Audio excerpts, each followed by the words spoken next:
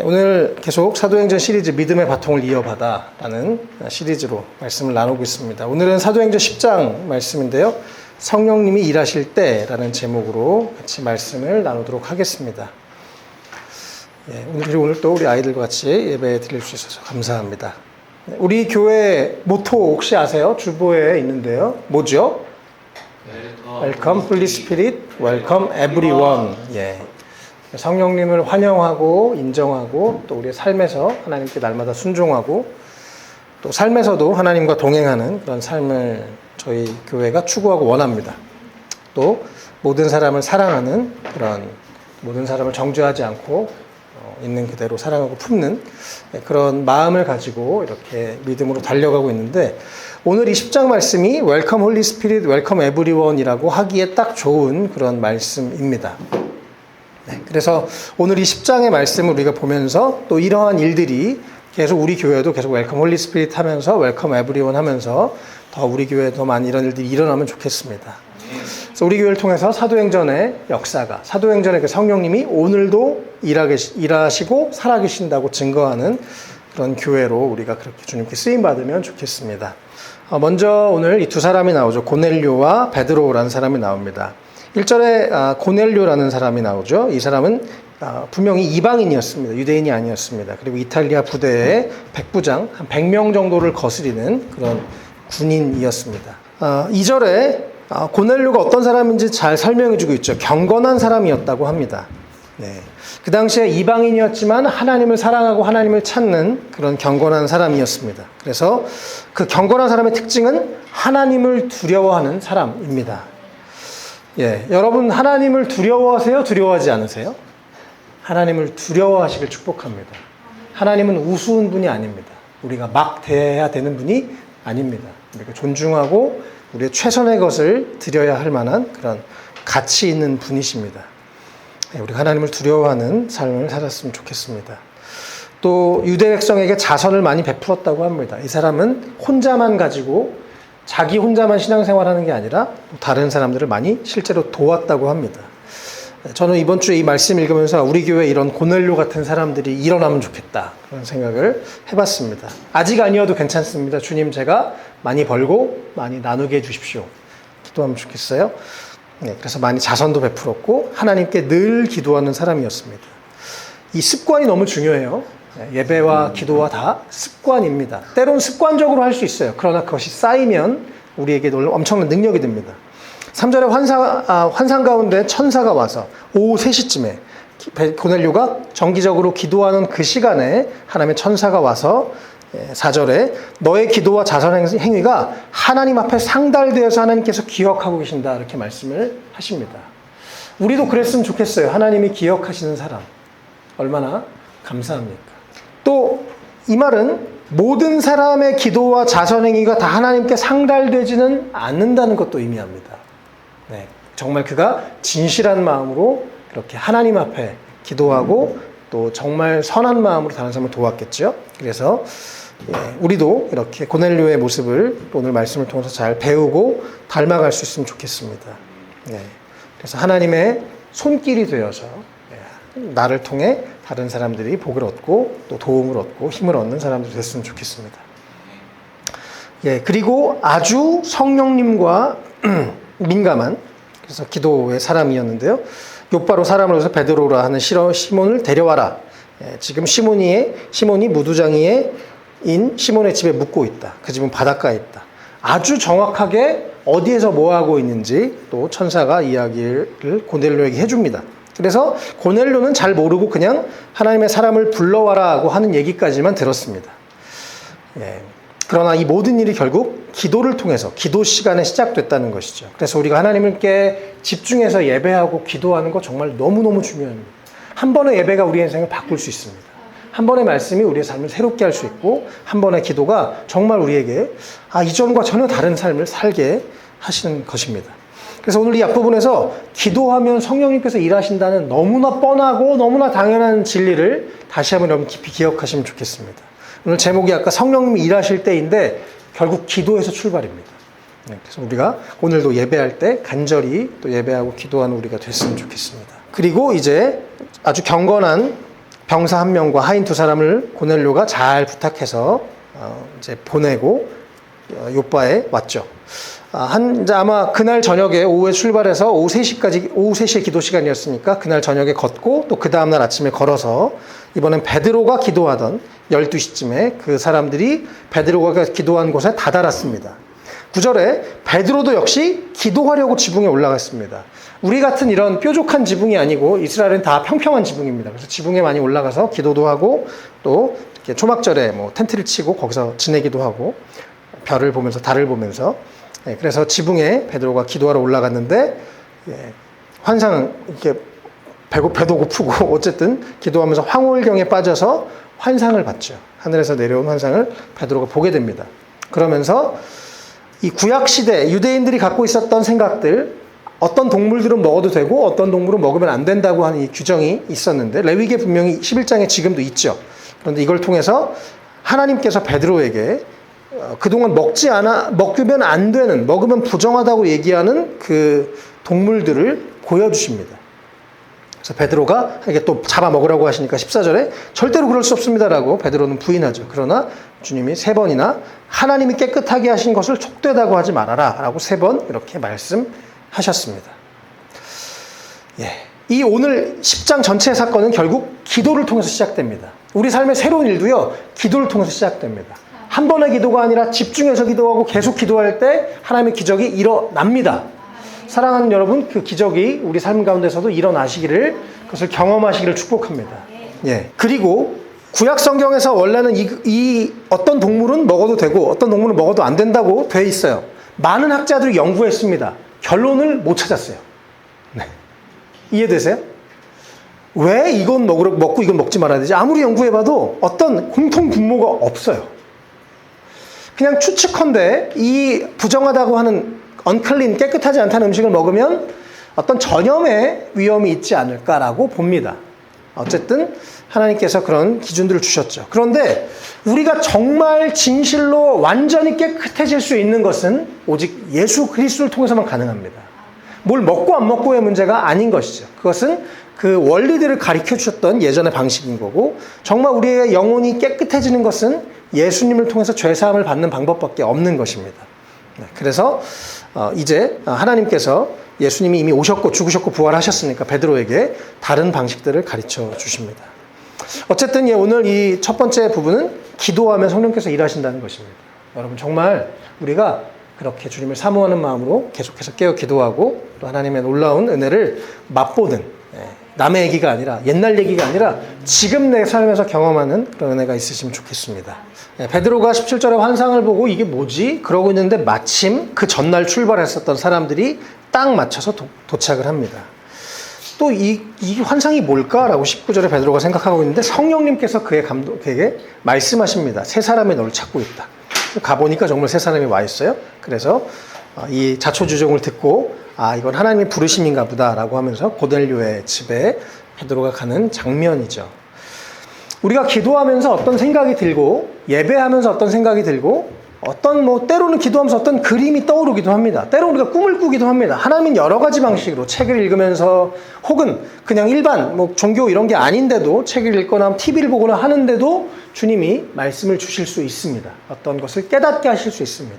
근데 우리가 그것을 잘 분별하는 게 너무너무 중요합니다.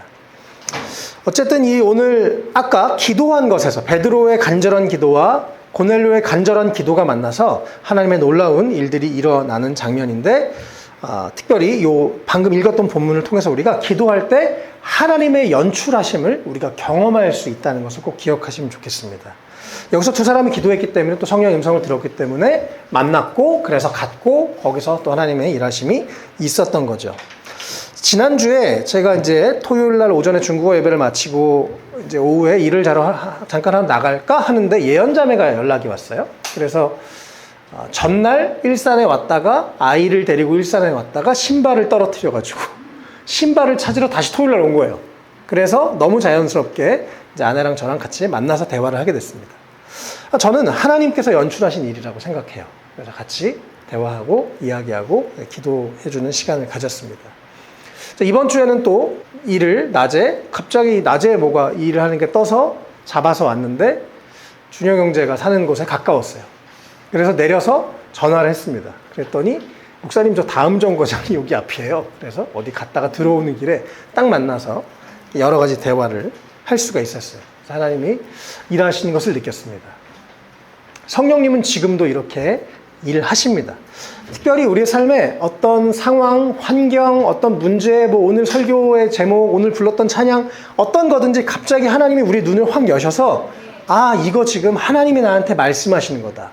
아, 이거 지금 하나님이 오늘 나에게 연출하신 사건이다. 라고 이 기도할 때 믿음의 눈이 열리면서, 영적인 눈이 열리면서 아, 이거 하나님이 하신 일이다. 라고 인식이 되는 것입니다. 베드로 오늘 기도하고 환상을 보고 이게 뭐지? 라고 할 때 그래서 성령님의 음성을 듣고 깨닫게 됩니다. 아, 이거 하나님이 하시는 일이구나. 그래서 아까 그 부정한 동물들이었는데 그걸 잡아먹으라고 하는 말씀이었는데요. 28절에 베드로가 이제 고넬료를 만났을 때 이제 그 사람들을 통해서 고넬료의 집에 갔을 때 28절에 그들에게 말합니다. 유대 사람으로서 이방 사람과 사귀거나 가까이 하는 일은 불법이라는 것은 여러분도 아십니다. 그런데 하나님께서는 나에게 사람을 속되다거나 부정하다거나 하지 말라고 지시하셨습니다. 분명히 베드로가 본 그림은 동물들이 나오고 먹어라 라고 하는 거였는데 3번 베드로의 해석은 성령님의 도우심 안에서 이것이 하나님의 연출이구나라고 인식이 되니까 아, 그 환상의 해석은 나에게 하나님이 더 이상 사람을 차별하지 말고 또 이방인들을 부정하다고 하지 말고 그들을 차별하지 말라고 얘기하셨다는 것을 베드로가 이해한 것이죠. 이해되시죠? 주님 안에서 이렇게 해석이 되고 또 주님 안에서 아, 이것이 하나님의 연출이구나라고 깨닫게 되는 것입니다. 그래서 우리 안에도 삶에 여러분 정말 하나님 앞에서는 우연이 하나도 없습니다. 주님 안에서 우리의 삶에 여러 가지 일들이 있을 때마다 또 문제가 있을 때마다 기도하고 고민하고 또 하나님의 뜻이 무엇일까? 지금 이 상황에서 하나님 원하시는 것이 무엇일까라고 기도하면서 잘 해석할 때 아, 하나님의 손길이 우리 삶에 나타나고 그것을 내가 인식하게 되는 것입니다. 그래서 우리 이번 주에 준영 형제랑 여러 가지 얘기를 나눴는데요. 제가 참 뒤에서 얘기하려고 했는데 너무 감사한 이야기를 들었습니다. 하나는 그 전주였던 것 같아요. 설교를 듣는 중에 순간 비몽사몽했는지 어쨌든 준영 형제가 잠깐 다른 생각을 했는지 어쨌든 성령이 감동했었는지 모르겠지만 설교를 듣는데 갑자기 마음속에 너 모든 걸 가지고 있지 않니? 라고 하는 너 모든 걸 가졌잖아 라고 하는 주님의 그런 생각을 넣어주셨다는 거예요. 설교 시간에요, 특별히 예배 시간에 어떤 생각이 들고 어떤 것이 떠오르고 하나님이 주시는 경우가 많습니다. 그래서 예배 시간에 주님 앞에 집중하는 또 주님을 사모하는 마음으로 나아갈 때 정말 정말 실수를 통해서도 아주 작은 것을 통해서도 하나님이 말씀하신 것을 듣게 됩니다. 준영 형제 계속 기도하고 있는데요. 저도 이제 계속 또 중보하고 있었는데 특별히 몇 달 전에 한번 대화하면서 좀 부정적인 얘기를 한 적이 있습니다. 준영 형제가. 그래서 저도 그 부분에 대해서 좀 안타까운 마음을 가지고 기도하고 있었는데 이번에 얘기를 나누면서 그 지난주에 그 예배 중에 한 문장, 주님으로부터 한 문장이 그 부정적인 생각을 다 날려버리는 거예요. 한 방에. 우리 주님은 그렇게 일하십니다. 지금도. 그러면서 아, 이게 하나님의 연출이구나. 아, 이게 하나님 나에게 주신 거구나. 아, 나의 눈이 바뀌고 생각이 바뀌고 내 삶에 하나님의 손길이 나타나는 것을 경험하게 되는 것이죠. 우리 어린이들도 마찬가지입니다. 하나님께서 내 삶에 지금 일하고 계시다.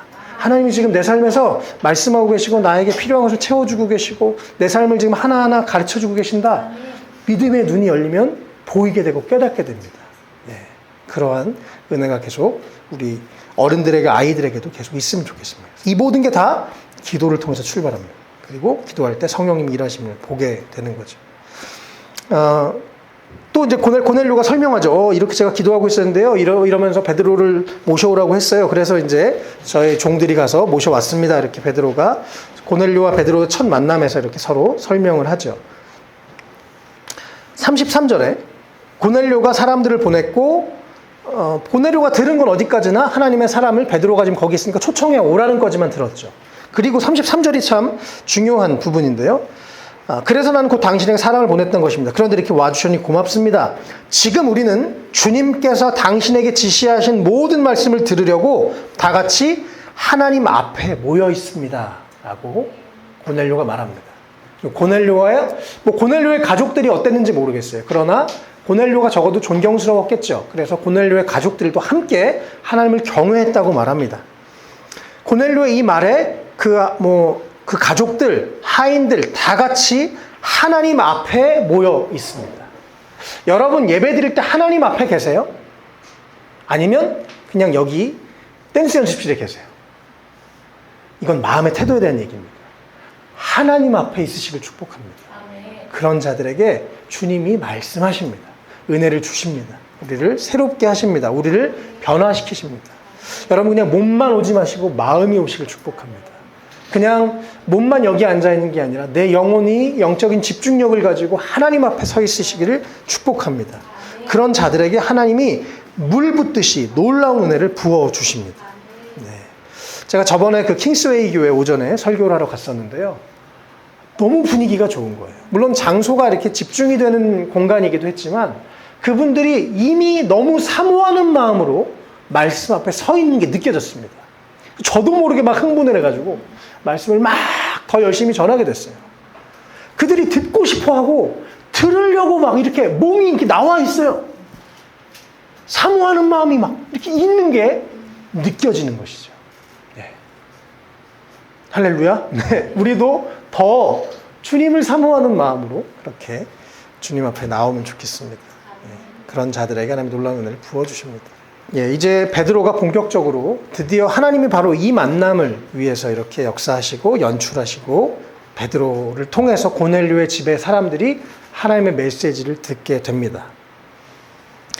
베드로가 일단 자신의 정말 솔직하게 베드로라고 해서 모든 걸 아는 게 아니에요. 계속 성장하고 있습니다. 또 여기서 새로운 깨달음을 얘기합니다. 34절에 나는 참으로 하나님께서는 사람을 외모로 가리지 아니하시는 분이시고 하나님을 두려워하며 의를 행하는 사람은 그가 어느 민족에 속하여 있든지 다 받아주신다는 것을 깨달았습니다.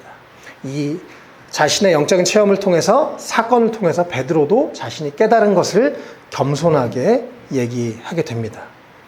여러분 우리가 기도할 때 우리의 고정관념이 바뀌게 돼요.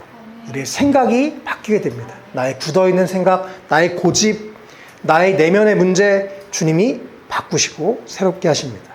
베드로가 갖고 있었던 평생 살아서 갖고 있었던 그런 또 문화적인 율법적인 기준이 성령님 안에서 깨지게 되는 것이죠. 그래서 우리도 주님 앞에서 늘 부드러운 마음, 순수한 마음을 갖게 되면 좋겠습니다.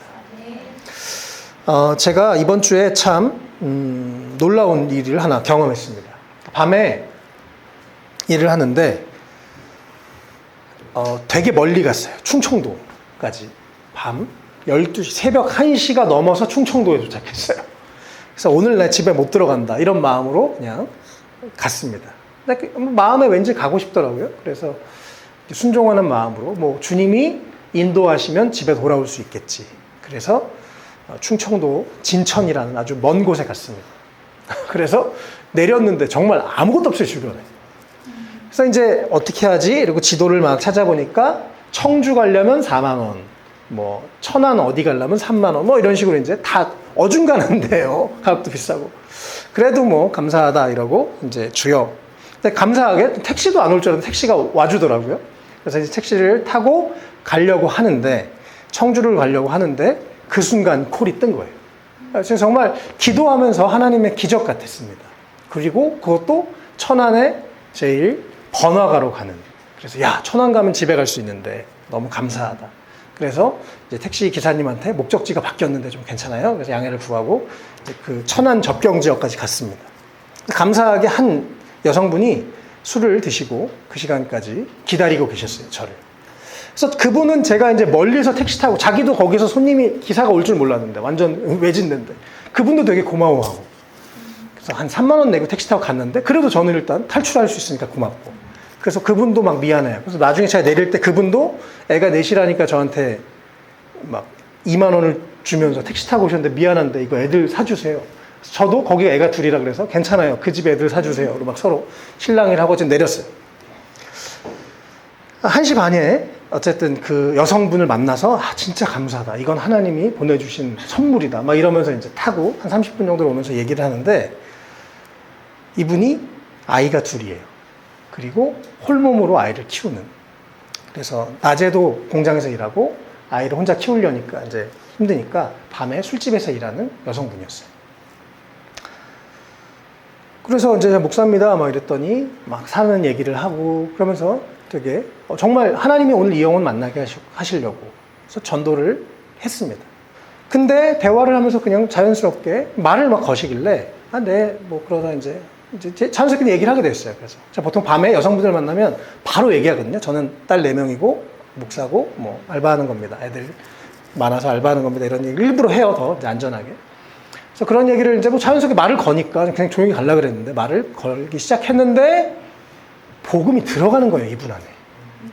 그래서 막 너무 하나님이 이렇게 마음에 오늘 이분을 만나게 하셨구나 싶고 이분도 자기가 애를 둘을 키우면서 얼마나 힘든지 술집에서 일하면서 또 그러나 아이들을 키워야 되는 막 그런 얘기 또 애들한테 미안해요. 애들 밤마다 애들만 둘이 놔두고 나와서 일하는데 뭐 여러 가지 이야기를 하면서 뭐 어디다 그런 얘기를 하시겠어요? 또 목사라고 하니까 밤에 갑자기 만나서 이런저런 본인도 얘기하시면서 되게 힐링이 되시고 그래서 예수님 꼭 믿어보세요. 예수님 믿으면 정말 행복해요. 이 얘기를 잘 나누고 훈훈하게 막 돈 막 드릴게요 됐어요 막 이러면서 훈훈하게 이제 헤어졌습니다. 저도 이제 덕분에 집에 올 수 있게 됐고 짤딱 내렸는데 너무 감사한 거예요. 하나님 오늘 이 분을 만나게 하셔서 그래서 일부러 충청도까지 보내주시거든요. 감사합니다. 또 하나는 제가 전도사 시절에 20대 때 어떤 책을 한 권 읽었습니다. 근데 그 책은 한국은 되게 이런 고정관념들이 있거든요. 뭐 지금도 대부분 11시에 예배 드려야 뭐 대예배고 뭐 9시에 드리면 이상하고 뭐 그런 느낌이 이제 고정관념이죠. 하나에. 뭐 몇 시에 예배 드리는 게 중요하지 않죠. 그런데 제가 그때 읽었던 책에서 네덜란드의 이렇게 술집에서 일하는 여성분들을 위해서 새벽 3시에 예배 드리는 교회. 미국에서 뭐 새벽 1시에 주차장에서 예배 드리는 교회. 제가 그런 교회의 모습들을 이렇게 책을 읽으면서 와, 너무 멋있다. 와, 너무 정말 그냥 이렇게 고정관념에 갇혀서 있는 게 아니라 진짜 그래 저게 진짜 교회지가 아닐까 이런 생각을 했는데 제가 그분이 내렸는데 그 생각이 드는 거예요. 15년, 20년 전에 그런 책을 읽고 주님 저도 언젠가 그런 기회가 있으면 좋겠어요 라고 기도했는데 정말 새벽 1시 반, 2시에 술집에서 일하는 여성분과 대화하고 전도할 수 있다는 게 너무 뿌듯하고 감사하더라고요. 그러면서 다시 한번 저도 더 나의 고정관념을 더 내려놔야 되겠다. 하나님이 어떻게 일하실지 누구에게 일하실지 모르니까 그런 생각을 하게 됐습니다. 혹시 우리 안에 우리의 고정관념이 하나님이 일하시는 것을 막는 일들이 있는지 모르겠습니다. 정말 기도할 때 또 성령님이 어떤 것을 깨닫게 하실 때 우리가 이것이 주님이라면 우리가 뭐든지 내려놓을 수 있는 주님이라면 내가 이상하고 싫고 이해되지 않는 것도 순종할 수 있는 그런 믿음이 우리 가운데 있으면 좋겠습니다. 베드로가 이 사건을 통해서 환상을 통해서 이 사건을 통해서 진실로 깨닫죠. 하나님은 차별하지 않는 분이구나. 모든 이방인들을 다 하나님 앞에 나오길 원하시는 분이구나. 그리고 이 10장의 사건이 패러다임 시프트가 일어나서 바로 11장부터 이제 온 유대와 사마리아와 땅 끝까지 외국인들에게 본격적으로 선교가 시작되는 게 11장에 나옵니다. 그리고 그 사건에 그 11장의 세계 선교 사건이 바로 일어나기 직전에 이 베드로의 생각 안에서 그의 변화를 통해서 이제 그것이 많은 사람들에게 변화로 이루어지는 것을 보게 됩니다. 우리 안에 그래서 고정관념을 날마다 내려놓고 성령님 안에서 부드러운 마음을 갖게 되면 좋겠습니다. 그리고 주님이 말씀하시면 뭐든지 순종할 수 있고 내 생각을, 내 경험을, 내 철학을, 내 과거의 어떤 판단들을 내가 좋아하고 익숙한 것들을 내려놓을 수 있는 용기가 우리 가운데 있으면 좋겠습니다. 네. 그리고 베드로는 이제 그가 또 전해야 될 유일한 한 분, 예수 그리스도를 전합니다. 36절에 예수 그리스도를 통해서 평화가 옵니다. 여러분 진짜 평화, 샬롬은 예수님밖에 없습니다. 예수님을 통해서만 우리가 진짜 평화를 누리게 됩니다. 예수님을 믿고 예수님을 따르면 우리 마음에 평화와 기쁨이 있습니다. 우리 마음에 평안이 떠나가는 것은 주님이 아닙니다. 그 길은 따라가지 않아야 됩니다. 그것은 우리에게 해로운 길입니다. 또 예수님이 38절에 하나님께서 나사렛 예수에게 성령과 능력을 부어주셔서 예수님이 다니면서 선한 일도 행하시고 마귀에게 억눌린 사람들을 모두 고쳐주셨다고 합니다. 하나님께서 함께 하셨기 때문에. 그리고 예수님은 이제 떠나시고 우리에게 성령을 부어주셨고 우리에게 그 사명을 맡기셨습니다. 우리 교회를 통해서도 더 많은 사람들에게 선한 일을 했으면 좋겠어요. 이번 주에 준영 형제가 고아들 돕고 싶다는 얘기를 하더라고요. 그래서 제가 고아원 좀 찾아보라고 했습니다. 고아원 꼭 가시면 좋겠고 갈 수 있는 분들 같이 가면 좋겠어요. 기회가 되는 대로 선한 일은 하면 할수록 이득입니다. 주님 앞에서 함께 선한 일도 하고 또 마귀에게 억눌린 자들, 그런 자들을 위해서 기도하고 그래서 우리를 통해서 진짜 영혼들이 변화되는 것 계속 보고 싶습니다. 이것을 함께 계속 사모하면서 더 많이 기도하면 좋겠어요. 예수님이 죽으시고 부활하신 예수님에 대해서 설명합니다. 그리고 또 42절에 예수님은 하나님께서 자기를 살아있는 사람들과 죽은 사람들의 심판자로 정하신 것을 사람들에게 선포하고 증언해라라고 말합니다. 아까 앞부분에서도 하나님을 경외하라고 말씀하셨는데 여기서도 예수님은 우리를 위해서 몸 찢고 피 흘려 죽으신 구원자일 뿐만 아니라 그분은 심판자라고 말씀하십니다. 여러분 그래서 예수님을 두려워해야 됩니다. 그분 앞에 우리가 언젠가 그 심판대 앞에 설 것입니다. 그때 할 말이 없고 그때 더 이상 핑계댈 수 없고 그때 더 이상 기회가 없는 것입니다. 예수님을 두려워해야 됩니다.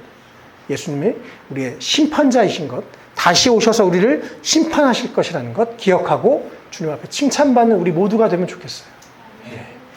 그런 우리가 되면 좋겠습니다. 그리고 이제 44절에 말씀을 들을 때 모든 사람에게 성령이 내리십니다. 어떻게 내리셨는지 구체적인지는 모르겠지만 성령님이 내리셨어요.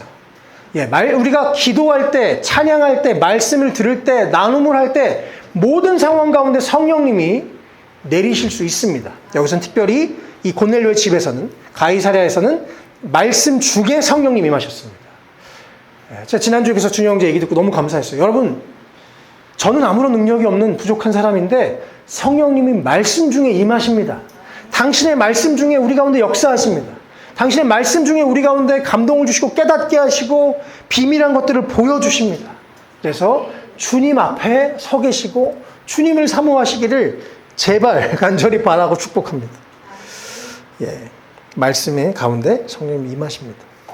그리고 나니까 이 사람들이 갑자기 다 할례를 받은 사람들, 원래 유대인들도 놀랐어요. 이방인들에게 성령님이 임하시네.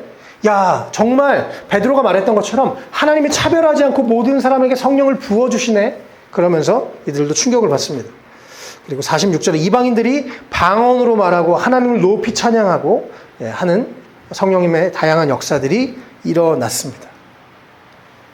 그리고 47절에 우리가 마찬가지로 성령을 받았으니 이들에게 물로 세례를 주는 일을 누가 막을 수 있겠습니까? 라고 하면서 이제 성령님이 이미 임하셨으니까 그들이 이제 머리에 침례든지 해서 물 세례를 받았습니다.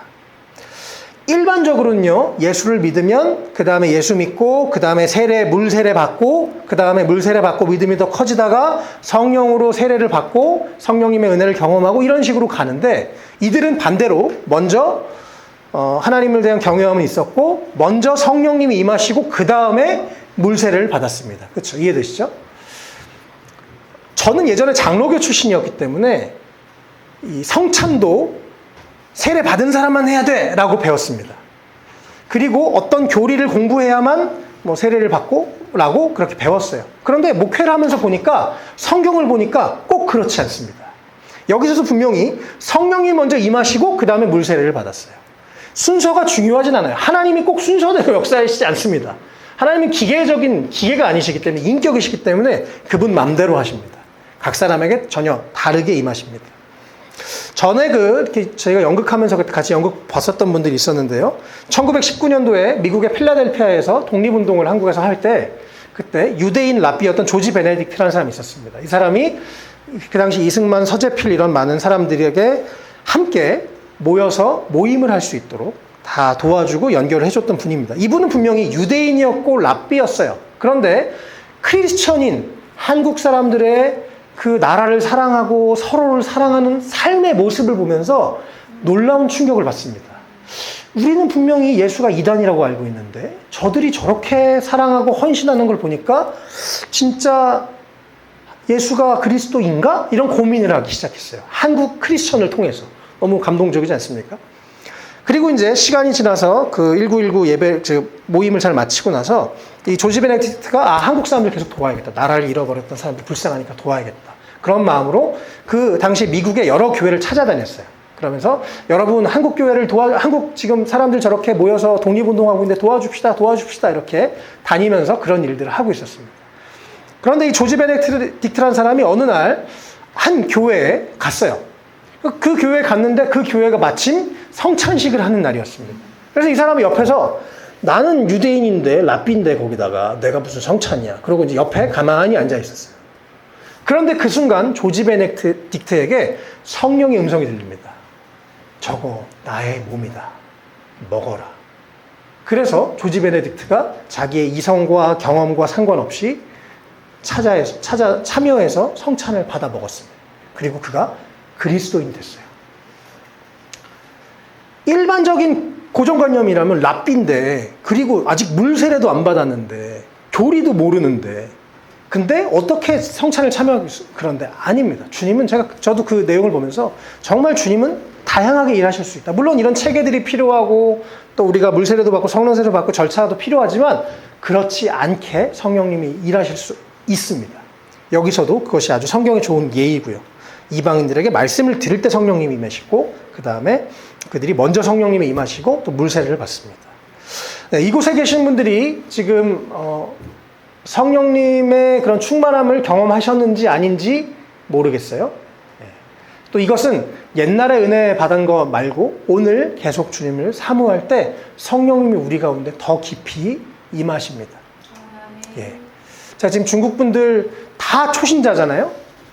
다 방언을 해요. 예. 만나서 한 것도 아니고 기도한 것도 아니고 온라인으로 하고 있는데 다 방언이 터졌어요. 그래서 다 방언을 하고 있어요. 그래서 참 놀랍습니다. 성령님은 지금도 사모하는 자들에게 오십니다. 꼭 방언이 다는 아니에요. 그러나 성령님은 정말 인격적이시고 우리가 사모할 때 우리가 그런 태도를 가지고 있을 때 하나님은 우리에게 놀라운 은혜를 부어주시는 분이십니다.